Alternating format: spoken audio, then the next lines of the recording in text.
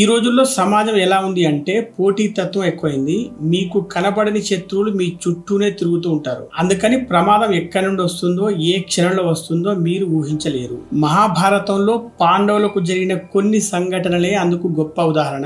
వారు తమ ప్లాన్స్ అన్నిటినీ బయటికి చెప్తూ ఉండడం వల్ల, వారి ఉద్దేశం ఎంత మంచిదైనప్పటికీ ఆ ప్లాన్స్ అన్ని కౌరవులకు తెలియడం వల్ల వారు ఎన్నో రకాల ప్రతికూలతలు ఎదుర్కొన్నారు. దీనికి ఒక ఉదాహరణ చూస్తే, ఢిల్లీకి చెందిన ప్రకాష్ అనే ఒక వ్యక్తి ఒక కొత్త టెక్నాలజీకి సంబంధించిన స్టార్టప్ ను మొదలు పెడదాం అనుకున్నాడు.